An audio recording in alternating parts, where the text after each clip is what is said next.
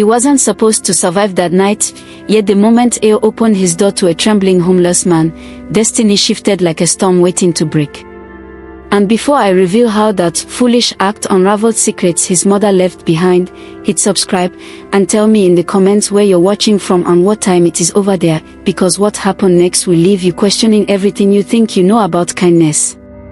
Once upon a time in the quiet edges of Abeokuta, where red dust rose gently with every passing vehicle, people often whispered about a young carpenter named Taju, a man they said had too much heart for his own good. One humid evening, as the sun bled into the horizon, Taju spotted a frail homeless man curled beside an abandoned kiosk, shivering through the harmattan breeze. The market woman hissed and waved him off, muttering that the old man was nothing but trouble. But something in the stranger's empty eyes pulled Taju closer, igniting a decision that would ripple through his life in ways he never imagined. Taju approached slowly, his slippers crunching against scattered gravel. The old man raised his head weakly, his voice barely a whisper, "Help, please." In that moment, Taju remembered his late mother's words, "Never ignore the suffering you can touch." Ignoring the wary stares from passers-by, he bent down and offered his hand. The stranger's fingers were cold, trembling as though life itself was sleeping. As Taju helped him stand, loud murmurs stirred behind them, people calling him foolish, saying this act of kindness would only bring him sorrow. As they walked toward Taju's small workshop home, neighbors leaned out of wooden stalls, clicking their tongues.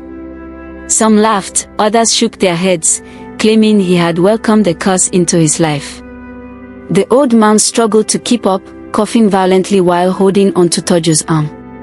Yet in the midst of the judgment, Taju felt an unexplainable sense of duty, as though destiny itself had placed the man before him. The night grew darker, and lanterns flickered along the narrow road, guiding them toward a fate neither expected. Inside the workshop, the smell of fresh wood mingled with kerosene from a small lantern. Taju laid a thin mat on the floor and handed the stranger a cup of warm Gary soakings. The man ate slowly, tears gathering in his eyes. "Why would you help someone like me?" he asked in a weak, raspy tone. Taju shrugged, sitting on a stool carved from Iroko wood. "Because no one deserves to suffer alone," he replied. The stranger nodded, a strange mix of gratitude and fear flickering across his face, as if hiding a truth he could not yet reveal. Later that night, the wind howled against the zinc roof, and the old man tossed in restless dreams. Taju watched him from the corner, sensing that the man carried burdens far heavier than hunger.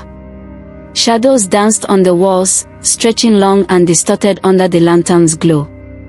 There was an unsettling tension in the room, as though fate itself had paused to observe. Taju whispered a quiet prayer before drifting off, unaware that his simple act of kindness had already begun writing his destiny. By dawn, the old man was awake, sitting upright with a surprising clarity in his eyes. Sunlight filtered through the wooden slats, casting warm golden stripes across his wrinkled face. "My name is Baba Kareem," he said, his voice steadier than the night before. Taju nodded, handing him a bowl of hot pap.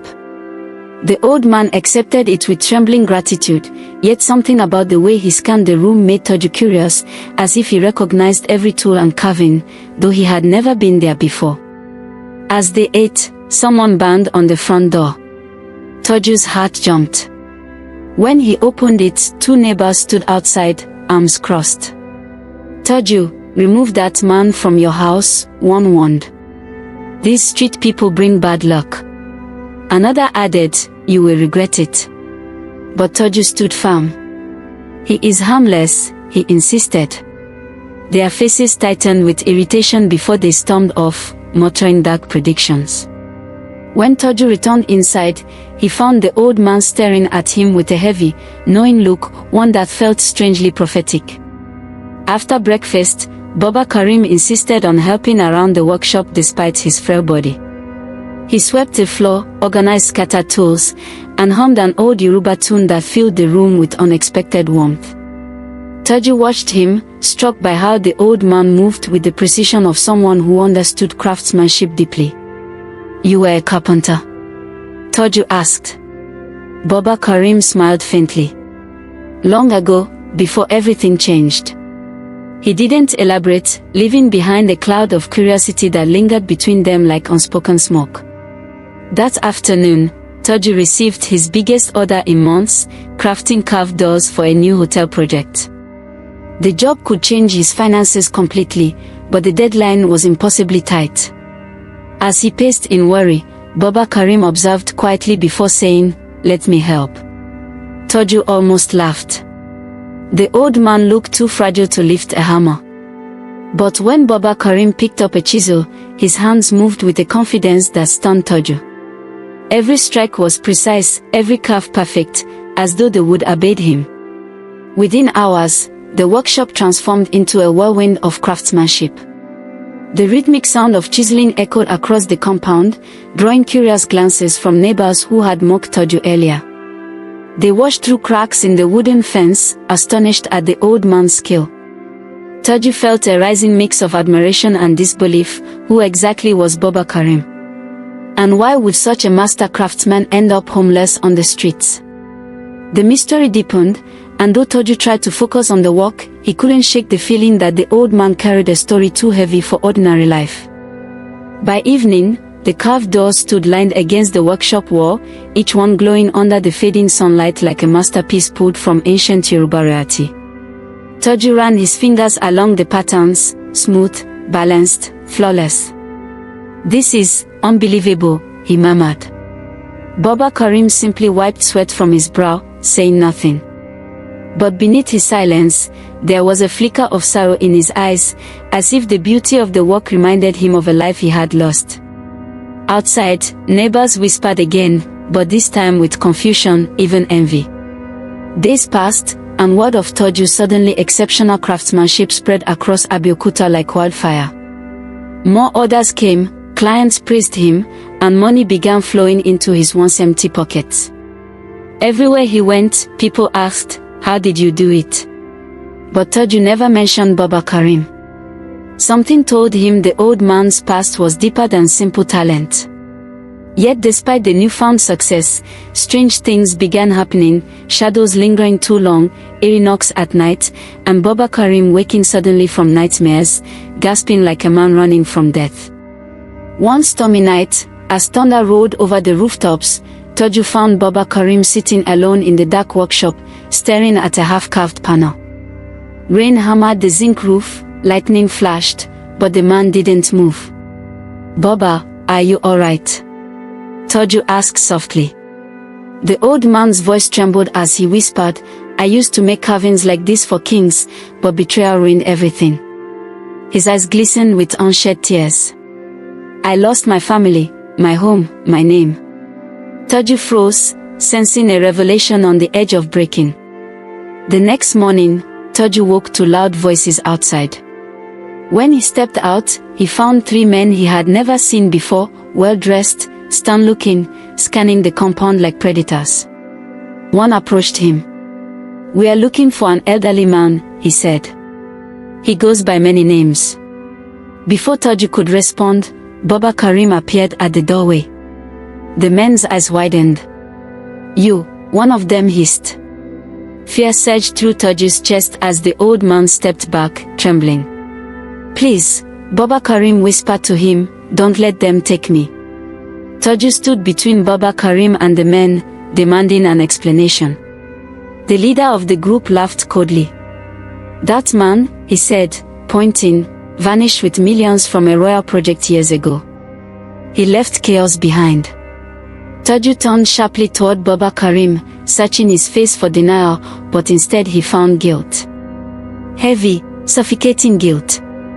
The old man's voice cracked. "I didn't steal the money. I was framed. And the men who did, those are the ones standing before you." The air tightened. The men stepped forward with violent intent.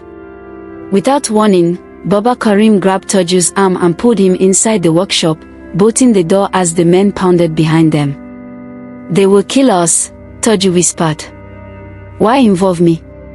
The old man shook his head desperately. "You saved me without knowing who I was. I cannot drag you into this. But destiny brought us together for a reason." Footsteps thudded around the house. The workshop felt suddenly too small, too fragile to withstand the danger closing in. Taju's heart pounded like a drum of war. They hid as the men circled the building, kicking doors, smashing windows. The small workshop trembled with violence. Taju and Baba Kareem crouched behind stacked planks, breathing in sharp whispers. "Tell me the truth," Taju urged. "Everything." Baba Kareem wiped tears from his cheeks. "I was once a master royal craftsman. I designed the palace chambers. But when corruption grew, they needed a scapegoat. They blamed me, stole everything I owned, and sent men like this to silence me forever." Taju felt anger ignite like wildfire in his veins. Suddenly, the men forced their way in, shattering the wooden door with a loud crash. Dust exploded into the air. Taju grabbed the hammer, Baba Kareem clashed a chisel, and together they fought back. Blows echoed, wood splintered, and the once peaceful workshop became a battleground. One man lunged at Baba Kareem, but Taju struck him down with a desperate shout. Another grabbed Taju by the shirt, slamming him against the wall. Pain shot through his ribs, but he refused to give up. "You won't touch him," he roared. Just when it seemed they were overwhelmed, a loud whistle cut through the chaos. Neighbors burst into the workshop, men, women, even teenagers, armed with sticks and stones. For the first time, the same people who had mocked Taju now stood defending him. The attackers panicked, fleeing through the back gate and disappearing into the rain-soaked night. Taju collapsed to the ground, chest heaving, while Baba Kareem knelt beside him with trembling hands. "You protected me," the old man whispered. "You don't even know what that means." When the crowd dispersed, the workshop lay in ruins. Broken tools, shattered carvings, blood on the floor, everything Taju had built was destroyed. He sat quietly, staring at the damage, feeling weakness wash over him. His success, his peace, his safety, all gone in a single night. Baba Kareem sat beside him, full of shame. "I brought darkness into your life," he murmured. "I should leave before more danger comes." But Taju grabbed his wrist and said firmly, "You're not leaving. Destiny hasn't finished with us yet." The following morning arrived with an eerie calm. Sunlight crept across the wrecked workshop, illuminating broken planks and scattered tools like ruins of a forgotten war. Taju stood silently in the center of the destruction, his chest tight with loss. Baba Kareem approached him slowly, limping from the fight. "Let me go," the old man whispered again. "If I leave, your life will return to normal." But Taju shook his head, eyes hardened with resolve. "I don't want normal anymore. I want the truth, all of it." The old man sighed deeply, as though carrying centuries of exhaustion. They sat under the mango tree outside, listening to its leaves rustle gently in the morning breeze. Baba Kareem began speaking, his voice low and steady. "Years ago, I was chosen to build a ceremonial hall for the king. It was meant to be the pride of the kingdom. But powerful men coveted the project's funds. They bribed officials, manipulated documents, and when their theft was discovered, they pointed everything at me." His hands trembled as he continued, "They hunted me down. Burned my home. My wife and son vanished." Taju felt his throat tighten as the truth unfolded. As Baba Kareem finished speaking, a long silence settled between them. Birds chirped in distant trees, but the weight of the revelation hung heavy. Taju finally spoke. "So you've been running ever since?" The old man nodded slowly. "Running, hiding, surviving." Taju clenched his fist. "Those men won't stop. They'll come back." Baba Kareem looked up at him with hollow eyes. "I know." The fear in his voice sent a chill through Taju, but the determination in his heart only grew stronger. "Then we won't run," Taju said. "We'll fight this properly."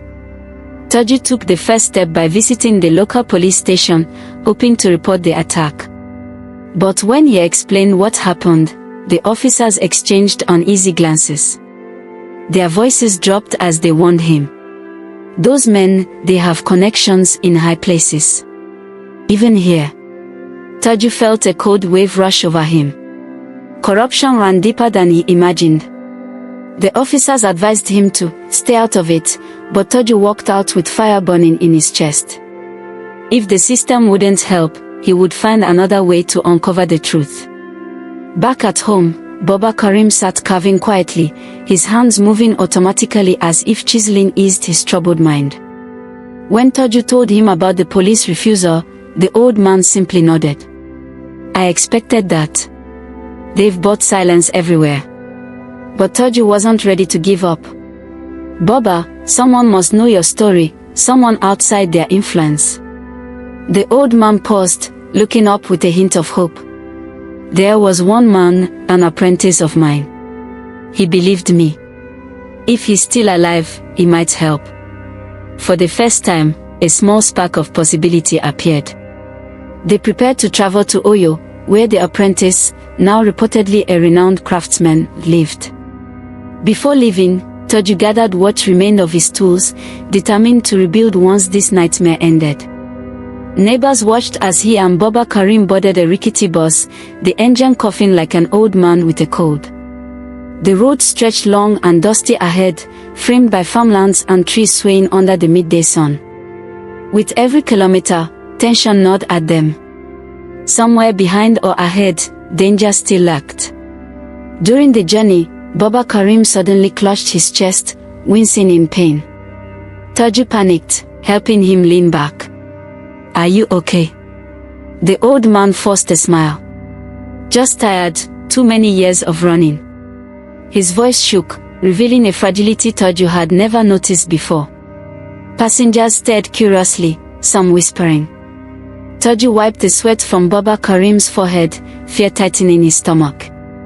He couldn't afford to lose him now, not when the truth was finally within reach. Hold on, Taju whispered. We are almost there. When they reached Oyo, the bustling streets buzzed with traders shouting prices, Okada riders weaving through traffic, and the smell of roasted corn drifting in the air. They navigated through narrow alleys until they reached a small workshop filled with beautifully carved sculptures. Inside, a middle-aged man with sharp eyes and steady hands looked up. The moment he saw Baba Kareem, his face went pale. Master, he whispered. Then, without warning, tears spilled down his cheeks as he rushed forward to embrace the old man. You're alive. The apprentice, now known as Master Daimeji, cleared a space and made them sit. His voice trembled as he recounted how he had searched for Baba Kareem after the scandal. I knew you were innocent, he said, anger flashing in his eyes. But the men behind it, they threatened anyone who tried to speak. Baba Kareem nodded wearily. They are still haunting me. Daimeji placed a carved mask on the table and leaned forward. Then it's time we expose them. I kept all the documents from that project, proof they never expected anyone to keep. Shock rippled through Taju. Proof. Real proof. Daimeji reached into an old wooden chest and pulled out a dusty file, tied with frayed rope. When he opened it, faded blueprints, payment receipts, and forged signatures spilled out. This can destroy them, Daimeji said. But we must be careful. They'd kill all of us if they knew we were together. Taju exchanged a glance with Baba Kareem. For the first time, destiny seemed to tilt in their favor, but danger loomed like a shadow waiting to strike. The truth was finally within their hands. Night fell over Oyo like a velvet curtain as the three men huddled around the dim lantern, studying every document Daimeji had preserved. The flickering light cast shifting shadows across their faces, highlighting the gravity of what they held. These receipts, Daimeji pointed out, show payments made to officials who were never part of the project. And these signatures. All forged. Taju felt a heavy mix of anger and relief knot inside him. The truth was finally visible, no longer buried in whispers of fear. But as the lantern burned lower, Daimeji's tone turned grave. If they discover these documents are here, they'll come before sunrise. You two shouldn't stay in this workshop tonight. Baba Kareem stared at the papers with a haunted expression. I've been running for so long, he murmured, voice cracking. But this time, I want to face them with truth, not fear. Taju placed a hand on his shoulder. You won't face them alone. Daimeji nodded firmly, though worry still clouded his eyes like approaching storms. Before they could move the documents, the distant rumble of engines echoed through the night. The workshop walls vibrated lightly. Daimeji stiffened. They found us. Panic rushed through Taju's chest as shadows of vehicles stretched across the alley outside. Headlights carved through the darkness like blades, sweeping over the workshop door. We must escape now, Daimeji whispered urgently. He gathered the documents, stuffing them into a leather satchel. Follow me, through the back entrance. Outside, footsteps began to multiply. They slipped out a narrow door behind the workshop, emerging into a maze-like alley lined with old mud brick homes. The night was humid, thick with tension. Taju supported Baba Kareem, whose breathing had grown heavy again. Daimeji led them through twisting corners, speaking in hushed tones. There's an old safe house 2 streets down. We can hide there and plan our next move. But before they reached the end of the alley, the crack of a gunshot shattered the air. A bullet struck the wall beside them, spraying dust into their faces. They ran. Taju's heart thundered like a pounding drum, each breath burning his lungs. Behind them, men shouted orders, their footsteps pounding fast. Daimeji grabbed Taju's arm, urging him forward. This way. They ducked into another alley, this one darker, narrower, the smell of damp clay thick in the air.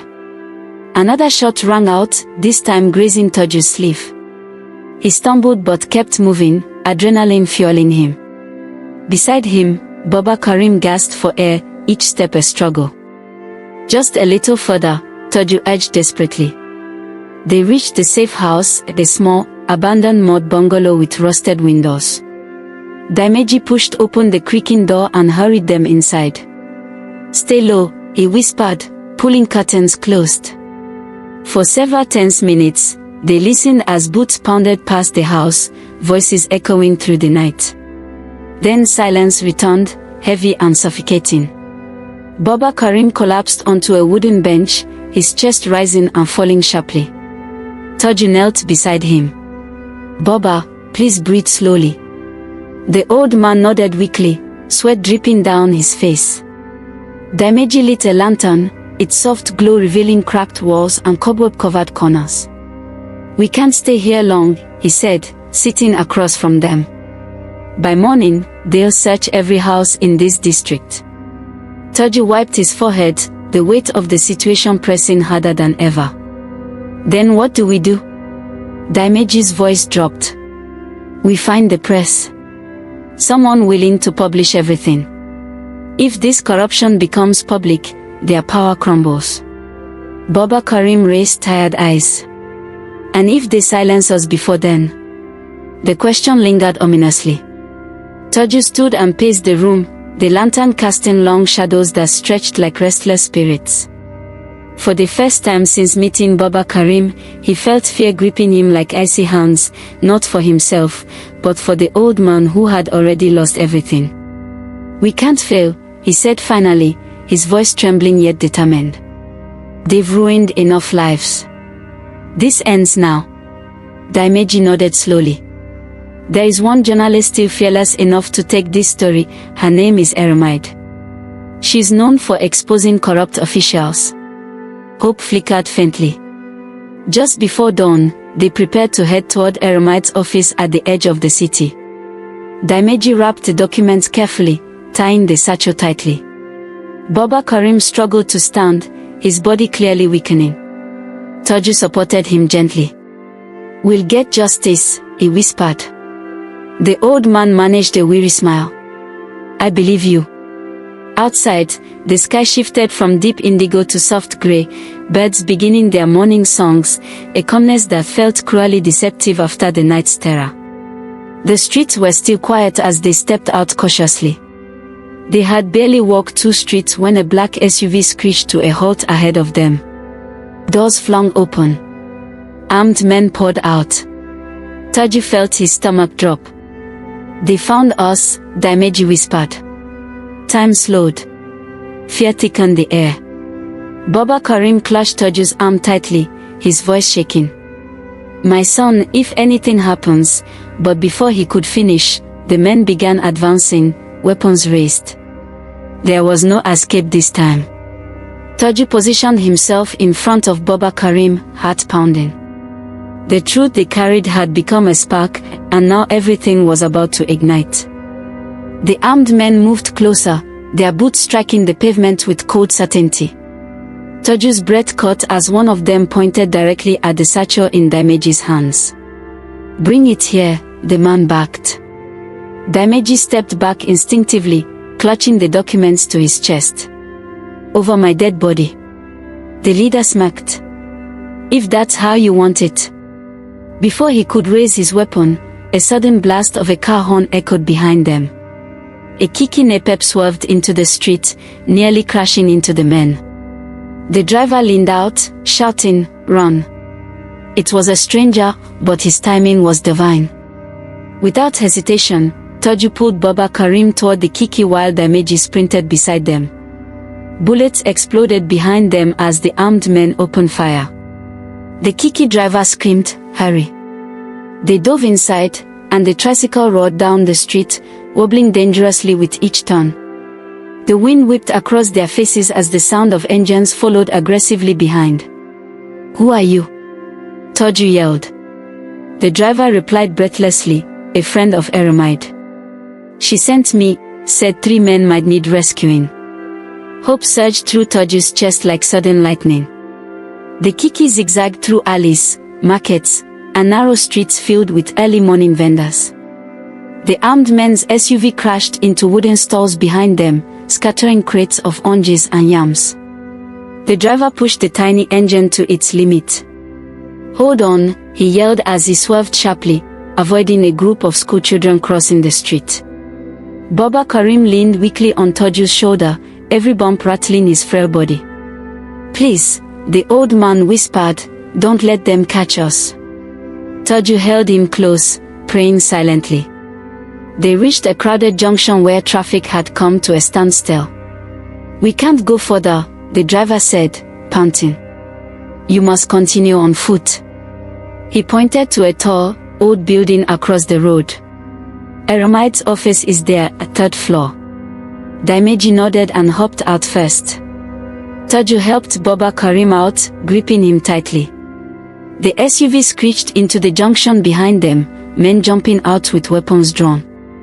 Chaos erupted as people screamed and scattered. Taju's heart hammered as they pushed through the terrified crowd. They sprinted across the busy road, weaving between frozen motorists. Horns blared, people shouted, and confusion exploded everywhere. The armed men chased them but were slowed by the panicking crowd. Taju felt adrenaline surging as he dragged Baba Kareem through the building entrance. Inside, the staircase spiraled upward, dimly lit and steep. "Go," Reimagined urged, pulling Baba Kareem's other arm. The old man struggled desperately, his breath sharp and shallow. "Just a bit more," Taju whispered. Footsteps thundered behind them, the men were closing in fast. They reached the 3rd floor just as the attackers entered the building. Reimagined banged on the office door. "Reimagined. It's us." The door swung open, and a tall woman with fierce eyes and braided hair stepped aside. "Inside, now," she ordered. They scrambled in, and she bolted the door shut. The room was filled with papers, cameras, and a wall covered with past exposés. Reimagined turned sharply to them. "Do you have the evidence?" Reimagined handed her the satchel. "Every document," he said. She opened it quickly, eyes widening. This is enough to burn their empire to ashes." The pounding on the door started almost immediately, violent, relentless. Reimagined's expression hardened. "They'll break in soon," she said. But the story must go out before they reach us. She rushed to her desk, switching on multiple devices. Screens lit up across the room.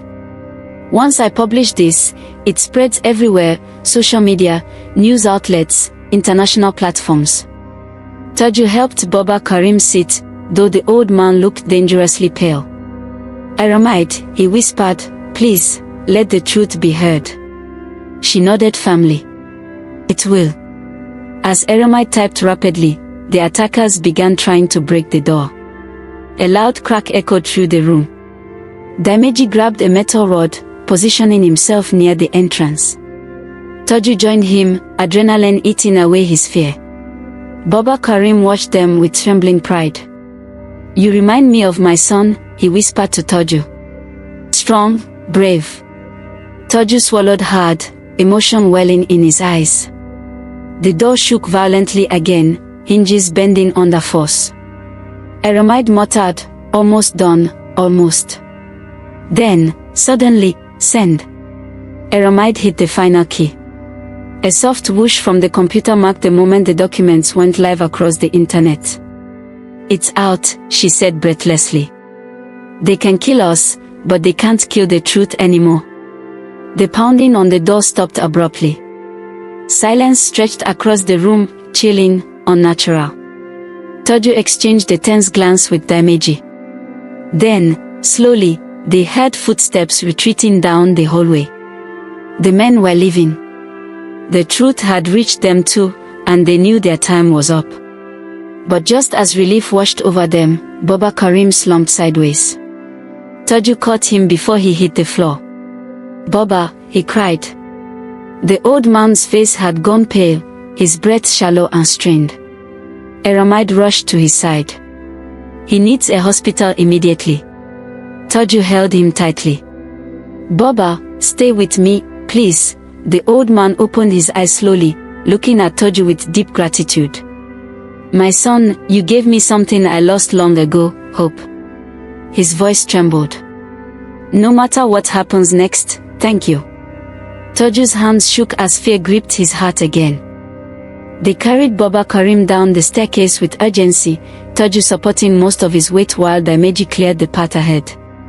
Outside, the city streets buzzed with tension, police sirens wailed in the distance, crowds murmured as news of the breaking scandal began spreading. People's phones pinged with notifications.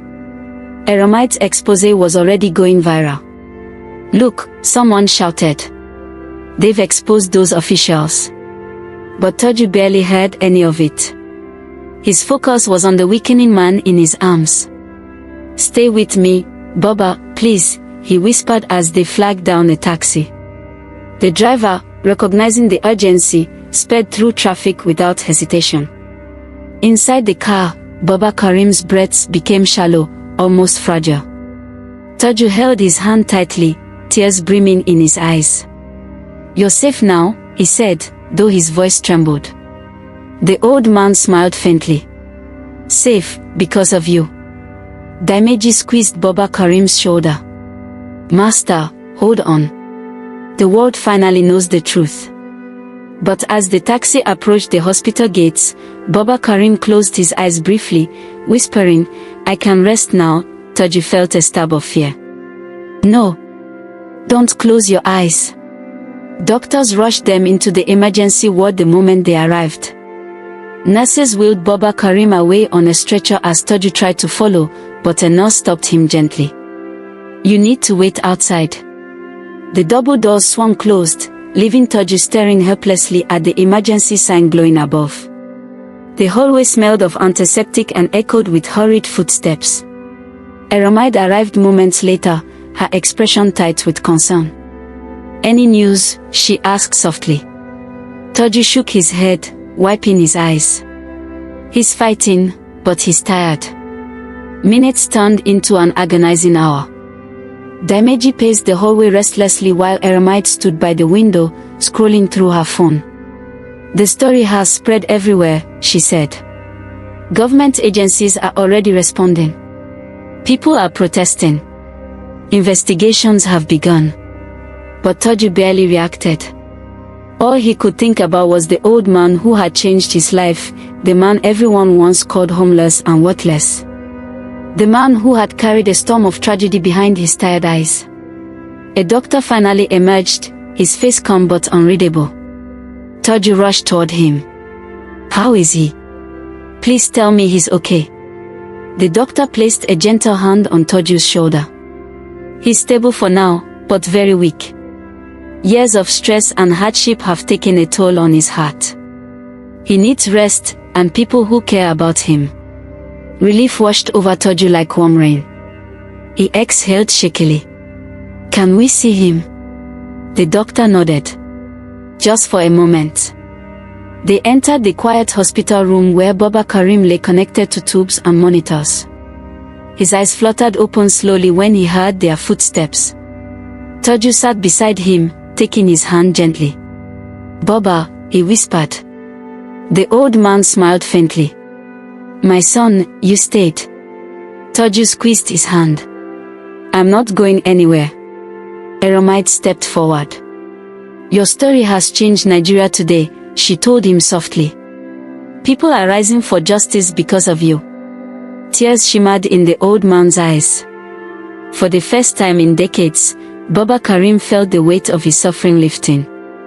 "I thought my life ended the day they destroyed everything," he whispered. "But you, all of you, gave me a second chance." His voice broke. "Thank you." Taju shook his head. "No, Baba. You gave me a chance. I was nobody until you walked into my workshop." The old man chuckled weakly. "Walked? They dragged me there from the street." Even in his frailty, he still found humor. The room warmed with soft laughter. Later that afternoon, a police officer entered, but not in aggression. He saluted respectfully. "Sir, we came to inform you that several officials and hired enforcers have been arrested based on the evidence published. Your name has been cleared." Baba Kareem closed his eyes, tears slipping down the sides of his face. "After all these years," he whispered. Taju's heart swelled with relief and pride. Daimeji bowed his head, whispering, "Justice, finally." That evening, the hospital TV aired continuous updates on the scandal. Crowds marched in the streets demanding further accountability. Reporters mentioned Baba Kareem's name with honor, not shame. Taju watched quietly, still holding the old man's hand. For the first time, he felt the world was seeing Baba Kareem as he truly was, a master artist, an innocent man, a survivor. And in that moment, Taju realized something else. Destiny had not brought Baba Kareem into his life to burden him, but to transform him. As night settled, Taju stepped outside the hospital for fresh air. The sky was deep blue, dotted with faint stars. He leaned against the railing, exhaustion washing over him. Eromide joined him, arms crossed. "You did something brave," she said. Taju shook his head. "I just helped someone who needed it." She smiled. "Most people wouldn't have." He looked back at the hospital window where Baba Kareem rested. "He changed me," Taju whispered. "He made me see humanity differently." Eromide nodded. "And because of that, you changed Nigeria today." Elle staggered back as Baba Ton lifted his face, and in that fleeting moment the wrinkles on the old man's skin shifted like pages of a hidden story finally opening. His eyes glowed with a familiar sharpness Elle couldn't place, as though he had been watching the young man's entire life from a distance. The wind outside howled against the wooden windows, and Elle felt his heartbeat thump louder than the storm. Baba Ton whispered, "Your destiny has been waiting for tonight," and the room seemed to tighten around them, pulling the truth closer. Elle swallowed, unsure whether to run or stay. But something told him the night wasn't done shaping him.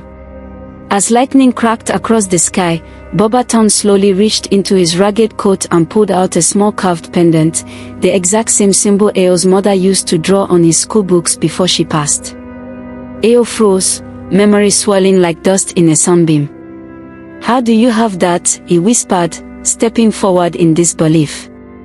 Bobaton didn't answer immediately, he simply placed the pendant on the table and pushed it toward him. Rain battered the rooftop like frantic fingers. The truth trembled between them, impossible yet undeniable. Bobaton finally spoke, his voice low and steady.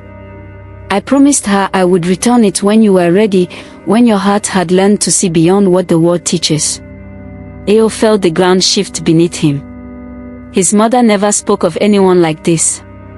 The old man sat straighter, shedding the illusion of frailty. I watched you grow, he continued.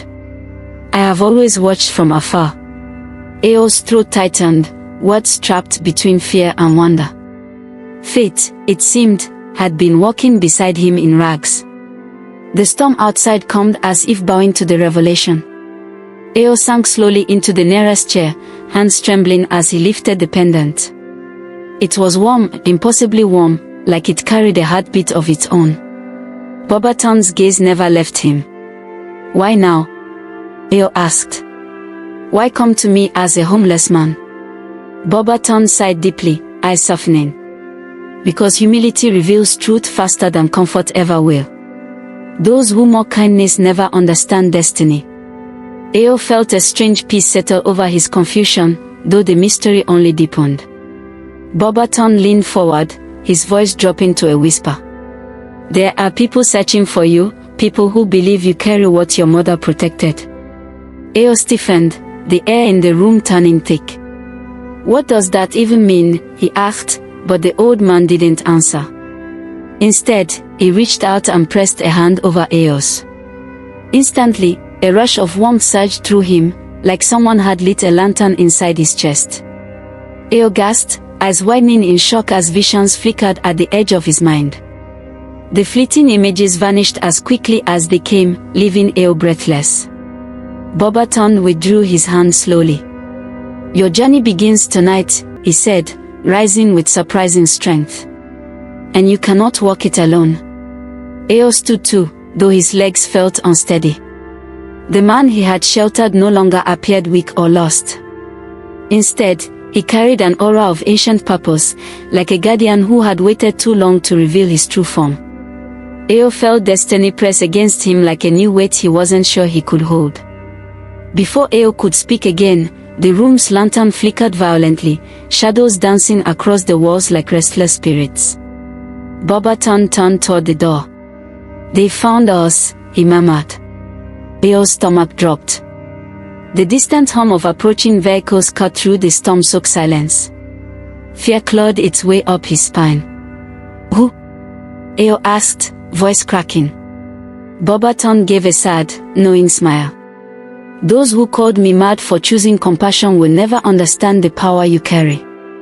Elle felt his pulse quicken. His quiet life was unraveling. Bobaton moved with sudden urgency, pulling Elle toward the back of the room. You must trust me, he said. His grip was firm, steadying. Elle's mind raced, but instinct overpowered doubt. The pendant around his neck pulsed like a living thing, guiding him into the unknown. Outside, footsteps splashed through puddles, closing in fast. Elle's breath hitched. He knew whatever was coming wasn't ordinary. The world he once understood was splitting open like a cracked shell. Then, as the door burst open and strange silhouettes filled the frame, Bobaton raised his hand, and the shadows froze in place. Elle's eyes widened in disbelief. Time itself seemed to hesitate, trembling in the old man's grasp. Go, Bobaton said, voice echoing with a force Elle had never heard from any man. Your destiny begins where my duty ends. The air hummed with power. Elle backed away, torn between fear and awe. The moment felt like stepping into a story he wasn't prepared to write. As Elle slipped through the back door and into the rain-soaked night, he looked back one last time. Bobaton stood tall, no longer a beggar, no longer a man forgotten by the world, but a guardian who had kept his promise. Elle felt a fire ignite inside him, a new clarity born from chaos. The city lights blurred through the rain, and he understood, finally, why fate had led a homeless man to his doorstep. The man he sheltered had not changed his destiny, he had revealed it. And so, his destiny changed the moment he chose compassion over fear, a choice many called foolish, yet became the very path to his truth. Now the question is yours to carry. If fate placed a stranger at your doorstep tonight, would you open the door?